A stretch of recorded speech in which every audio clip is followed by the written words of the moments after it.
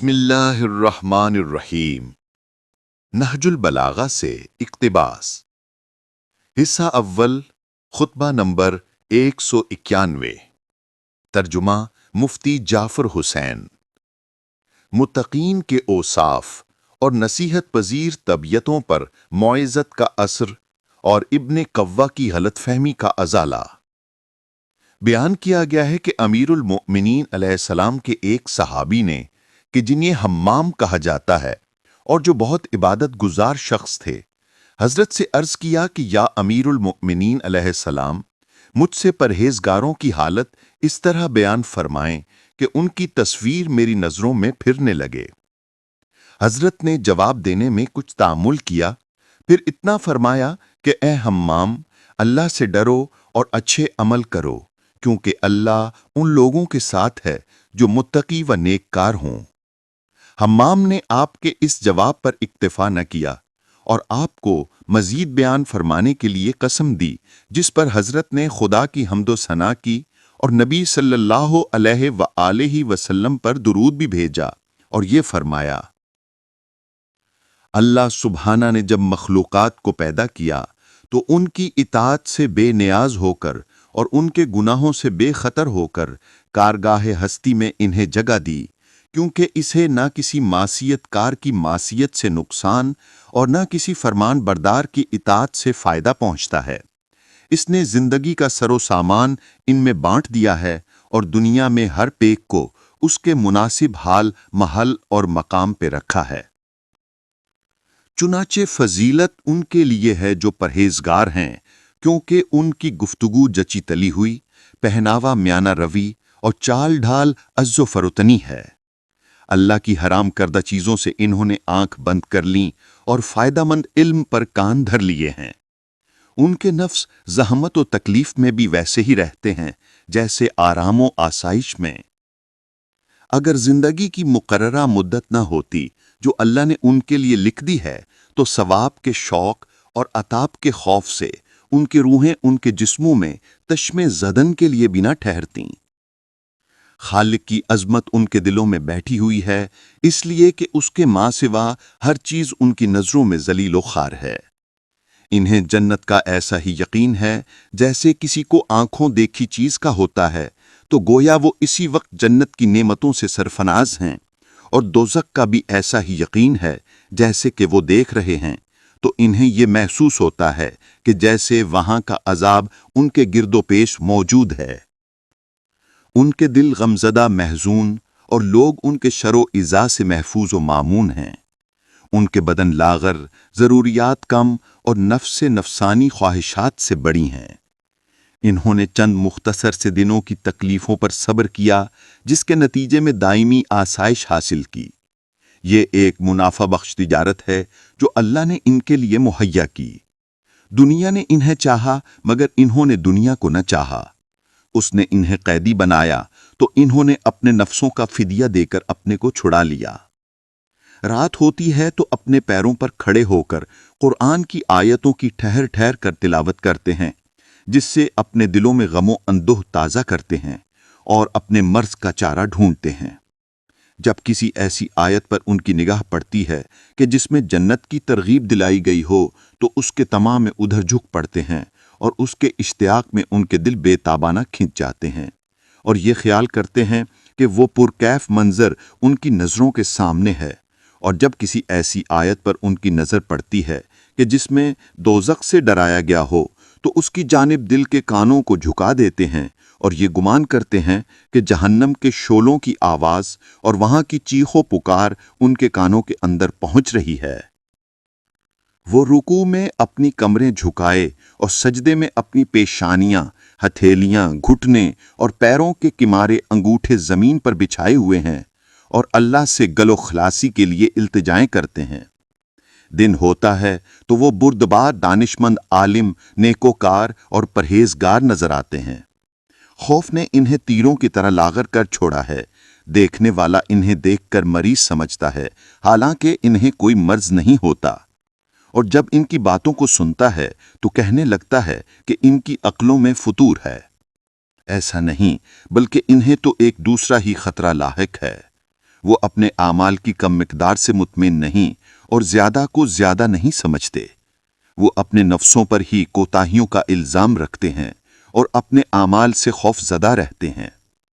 جب ان میں سے کسی ایک کو صلاح و تقوی کی بنا پر سراہا جاتا ہے تو وہ اپنے حق میں کہی ہوئی باتوں سے لرز اٹھتا ہے اور یہ کہتا ہے کہ میں دوسروں سے زیادہ اپنے نفس کو جانتا ہوں اور میرا پروردگار مجھ سے بھی زیادہ میرے نفس کو جانتا ہے۔ خدایا، ان کی باتوں پر میری گرفت نہ کرنا اور میرے متعلق جو یہ حسن ظن رکھتے ہیں مجھے اس سے بہتر قرار دینا اور میرے ان گناہوں کو بخش دینا جو ان کے علم میں نہیں۔ ان میں سے ایک علامت یہ ہے کہ تم اس کے دین میں استحکام، نرمی و خوش خلقی کے ساتھ دور اندیشی، ایمان میں یقین و استواری، حصول علم میں طمع، بردباری کے ساتھ دانائی، خوشحالی میں میانہ روی، عبادت میں عجز و نیاز مندی، فقر و فاقہ میں آن و بان، مصیبت میں صبر، طلب رزق میں حلال پر نظر، ہدایت میں کیف و سرور اور طمع سے نفرت و بے تعلقی دیکھو گے۔ وہ نیک اعمال بجا لانے کے باوجود خائف رہتا ہے، شام ہوتی ہے تو اس کے پیش نظر اللہ کا شکر اور صبح کو اس کا مقصد یاد خدا ہوتا ہے۔ رات خوف و خطر میں گزارتا ہے اور صبح کو خوش اٹھتا ہے۔ خطرہ یہ کہ رات غفلت میں نہ گزر جائے اور خوشی اس فضل و رحمت کی دولت پر جو اسے نصیب ہوئی ہے۔ اگر اس کا نفس کسی ناگوار صورتحال کے برداشت کرنے سے انکار کرتا ہے تو وہ اس کی منمانی خواہش کو پورا نہیں کرتا۔ جاویدانہ نعمتوں میں اس کے لیے آنکھوں کا سرور اور دار فانی کی چیزوں سے بیزاری و بے تعلقی ہے۔ اس نے علم میں حلم اور قول میں عمل کو سمو دیا ہے۔ تم دیکھو گے کہ اس کی امیدوں کا دامن کوتھا، لغزشیں کم، دل متواضع اور نفس کنائے، غذا قلیل، رویہ بے زحمت، دین محفوظ، خواہشات مردہ اور غصہ ناپید ہے۔ اس سے بھلائی ہی کی توقع ہو سکتی ہے اور اس سے غضن کا کوئی اندیشہ نہیں ہوتا۔ جس وقت ذکر خدا سے غافل ہونے والوں میں نظر آتا ہے جب بھی ذکر کرنے والوں میں لکھا جاتا ہے، چونکہ اس کا دل غافل نہیں ہوتا، اور جب ذکر کرنے والوں میں ہوتا ہے تو ظاہر ہے کہ اسے غفلت شعاروں میں شمار نہیں کیا جاتا۔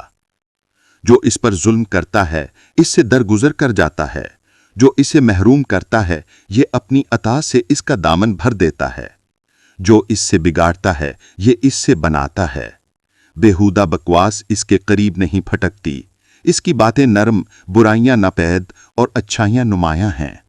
خوبیاں ابھر کر سامنے آتی ہیں اور بدیاں پیچھے ہٹتی ہوئی نظر آتی ہیں۔ یہ مصیبت کے چھٹکوں میں کوہ حلم و وقار، سختیوں پر صبر اور خوشحالی میں شاکر ہے۔ جس کا دشمن بھی ہو اس کے خلاف بے جا زیادتی نہیں کرتا، اور جس کا دوست ہوتا ہے اس کی خاطر بھی کوئی گناہ نہیں کرتا۔ قبل اس کے کہ اس کی بات کے خلاف گواہی کی ضرورت پڑے وہ خود ہی حق کا اعتراف کر لیتا ہے۔ امانت کو ضائع و برباد نہیں کرتا، جو اسے یاد دلایا گیا ہے اسے فراموش نہیں کرتا۔ نہ دوسروں کو برے ناموں سے یاد کرتا ہے، نہ ہمسایوں کو غضن پہنچاتا ہے، نہ دوسروں کی مصیبتوں پر خوش ہوتا ہے، نہ باطل کی سرحد میں داخل ہوتا ہے، نہ جادہ حق سے قدم باہر نکالتا ہے۔ اگر چپ سادھ لیتا ہے تو اس خاموشی سے اس کا دل نہیں بجھتا، اور اگر ہنستا ہے تو آواز بلند نہیں ہوتی۔ اگر اس پر زیادتی کی جائے تو سہ لیتا ہے تاکہ اللہ ہی اس کا انتقام لے۔ اس کا نفس اس کے ہاتھوں مشقت میں ہے اور دوسرے لوگ اس سے امن و راحت میں ہیں۔ اس نے آخرت کی خاطر اپنے نفس کو زحمت میں اور خلق خدا کو اپنے نفس کے شر سے راحت میں رکھا ہے۔ جن سے دوری اختیار کرتا ہے تو یہ زہد و پاکیزگی کے لیے ہوتی ہے، اور جن سے قریب ہوتا ہے تو یہ خوش خلقی اور رحم دلی کی بنا پر۔ نہ اس کی دوری غرور و تکبر کی وجہ سے، اور نہ اس کا میل جول کسی فریب اور مکر کی بنا پر۔